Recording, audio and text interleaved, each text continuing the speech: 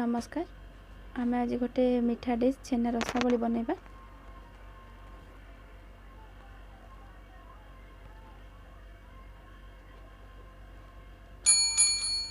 आमर आवश्यक सामग्री गुड़िक है हाफ लिटर क्षीर नहीं, गोटे कप चीनी नहीं, मैदा हाफ कप, नड़िया कोरा, काजू और गुजराती गुंड और मु 200 ग्राम छेना नहीं। एवं आम छेना को भल भाव चकटी दबा,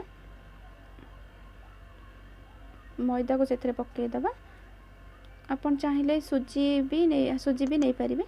मुझे मैदा नहीं कहीं मैदाटा पकड़े से छेनाटा को भल भाव बांधिकी रखिबो।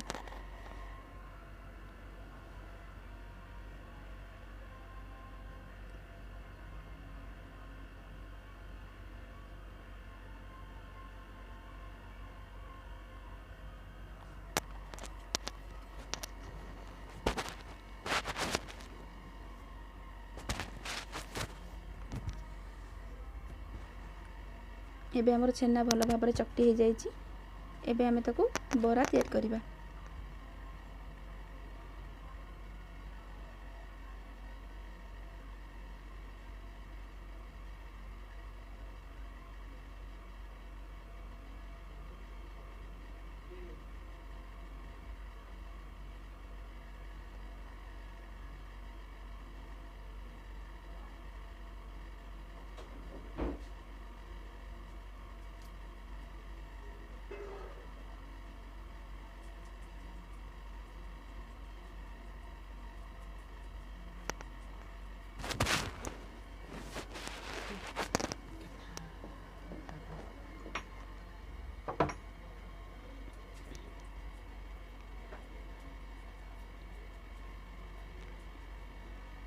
एबे हमर सबतिक बरा तैयारी सरी गलानी।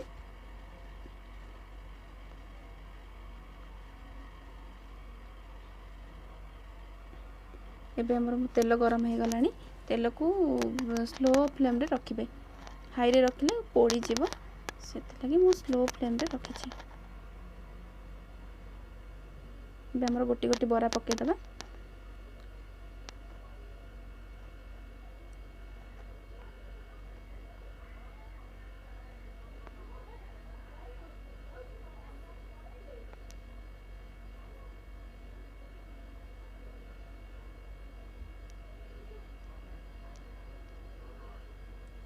एबे हमें ब्राउन हैला पर्यंत बरा गुड़िक छाणी नबा।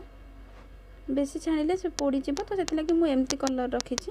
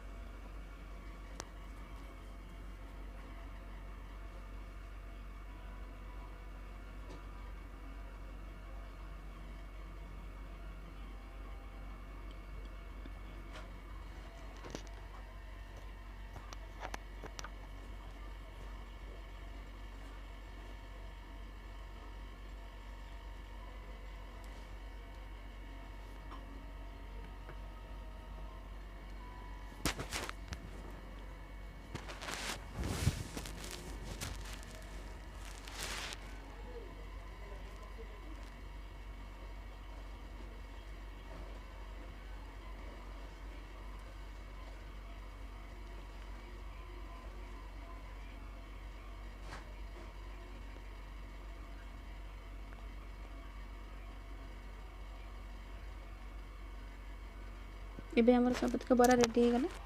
एबे आमे क्षीर को गरम करिबा। एठी मु हाफ लिटर क्षीर नैथिली।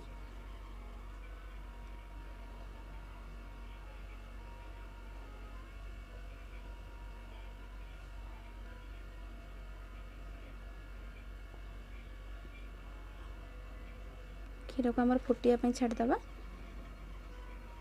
गलानी एठी मु गोटे कप चीनी रखी थी। ଆପଣ ଚାହିଁଲେ କମ୍ କି ଅଧିକା ମିଠା କରିପାରିବେ, ଆପଣ ଯେତିକି ମିଠା ପସନ୍ଦ କରିପାରିବେ।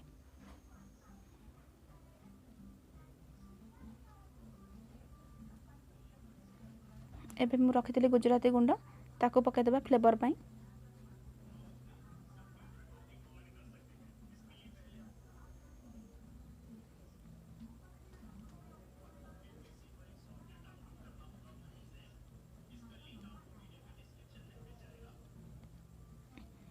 ଏବେ କ୍ଷୀର ଆମର ଭଲ ଭାବରେ ଫୁଟିଗଲାଣି। ଆମେ ତିଆରି କରିକି ରଖିଥିବା ବରା ସବୁ ପକାଇଦେବା।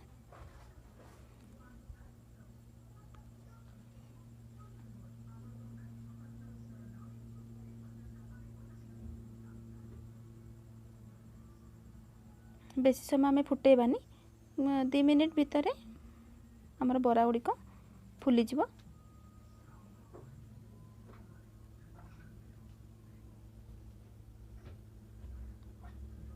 ଏବେ ଆମର ଛେନା ବରା ଗୁଡ଼ିକ ଫୁଲି ଯାଇଛି, ଦେଖନ୍ତୁ କେତେ ସଫ୍ଟ ହେଇଯାଇଛି।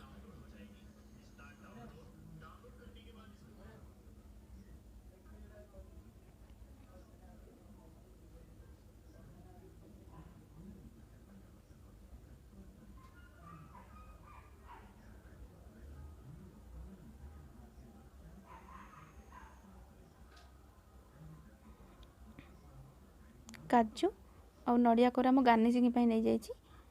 ନଡ଼ିଆ କୋରାଟା ଅପସନ୍ ଅଛି।